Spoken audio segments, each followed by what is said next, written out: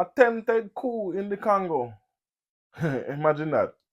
So there was an attempted coup in the Congo, and it was foiled. It was the Congolese army actually catch the perpetrators. Some of them was unalive. The leader and then the subordinates. Others, some of them was captured.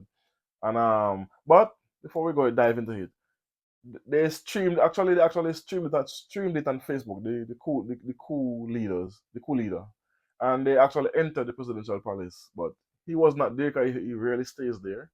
And so anyway, a few guards get caught in the crossfire. They was taken out, and the coup leader also was taken out by the army. But take a listen to what was going on before the coup leader was taken out. We, the military, are tired. We can't put up with Sisekedi and Kumerhe any longer. They've messed up this country too much. We've lived abroad, and when we see the social situation of the soldiers' children, it's unacceptable. Felix, you out! Felix must go. Felix, you're out. So that's a cool leader right there. So also now, before we continue, listen to this to the army when they came what they came out and Les said. forces armées de la République démocratique du Congo. The armed forces of the Democratic Republic of Congo inform our citizens and the international community that an attempted coup d'etat has been nipped in the bud by the defense and security forces. The attempt involved foreigners and Congolese. These foreigners and Congolese were put out of action, including their leaders. The defense and security forces are in full control of the situation. We'll come back to this in great detail with pictures to back it up. So they have it. They said that they have proof and it will be forthcoming. This is and this is what I really want to see. Because the coup was led, as I said earlier, by Americans and the British, according to reports. So the father, Christiana Melangana, he's the one you see in the jacket, he was the one talking, and the son is the one with the American flag on his chest. Um, Father and son, imagine that. So he's a born American, the son, but the father become naturalized and he's now a citizen and he has a passport. And he was a political he was in political exile according to reports. So he made his money. He leave Congo, go into America, move back to the Congo, become a politician, run back to the States after he make his money and then invest in some businesses in the States, and then now he's back in the Congo, causing trouble. But is this a real attempt at a coup, or was it a test run? In my opinion, this was a test run, even though these reports are also alleging the CIA had hands in this, which I don't put past them. But the reason why I say it's a test run, this was a poorly orchestrated coup attempt because even though they got into the fact no, but the fact that they got into the presidential palace, that shows you they had some intelligence. 'Cause they had some intelligence to get that far. So that's mean they have to get blueprints. They have to get how much guard was there and stuff like that. Typically, but for me, everything else was ill conceived because they didn't know where the ministers live. They don't even know where the president was. So for you to take control and have a successful coup, you have to capture the president and majority of the ministers. They had no idea where they live. So it was for me it was a test run. Is why, and if the Americans allegedly is involved, it's for two purpose: a test run and to cause more havoc in the Congo so they can continue stealing resources. And this goes for all colonizers, all of them. Every single one of them have embassies there. The Congo have the most embassies in Africa, and so I find, to me, this is a test run for them to see how far with a poorly equipped coup attempt could reach and how far it could go. And it really reached far because the fact that they reached the presidential palace says a lot. But the army did catch them, as I say individually, and the son is captured, but the father was taken out, which is numb. And I find it odd. They said that he was taken out during a crossfire, but why would they just only capture the son but take the father out? That's food for thought. So and the other gentleman as well. And I hear that he had some run-ins with law, and they gave him a pass because he was cooperating with the FBI. So that also tells you something else.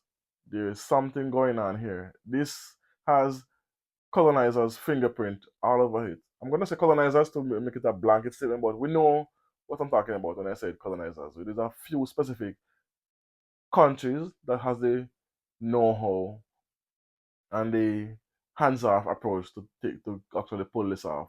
But as I said, it was an ill-conceived coup attempt, and it was for me it was a test the Congolese army to see their reaction time, how long would it take them to get the situation under control, and it's also an attempt to also help destabilize um, the Congo even further. Because when they have a war, the people don't have eyes to see the resources.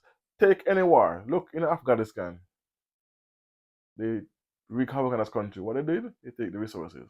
Iraq, up to the day presently, May, what is today's so much? May 22, there's the Americans still control all the oil in Iraq, every single drop, and they control the economy as well. Because they is the one who send money back to Iraq to the government. While when they take their share first.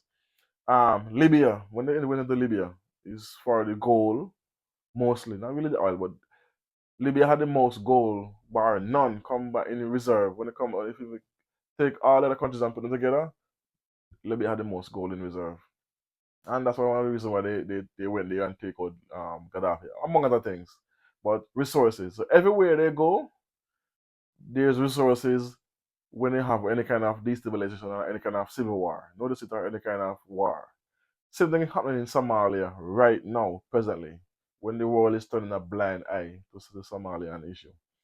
All because of what? Resources. So the more destabilized a country is, the easier it is to steal the resources. So the Congolese, me personally, I don't like the Congolese president because for me he's a puppet because he's very hand in hand with the French. He's like he generally hips with the French, and I know, and the what's your name, the ambassador to the Congo released a statement. Put it up there so I can read it so we can hear what she's saying. So we will cooperate with the DRC authorities. Let me start over. We will cooperate with the DRC authorities to the fullest extent as they investigate these criminal acts and hold accountable by any US citizens involved in these criminal acts. Of course, they're gonna say that, and when they say that, you know that they're gonna stone a wall. They won't give out no information.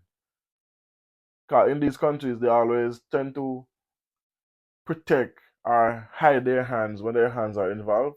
So they're gonna do everything in their power to not leak any make allow any information to leak or to shine a bad light on them. But they are involved, and the fact that he's back, the Christian Malanga is back in that country, fully armed, which takes money. It takes a lot of money. It takes millions of dollars to get all that weaponry, all those people you have to pay to get information, all of that. It takes money. So where are these money and weapons coming from?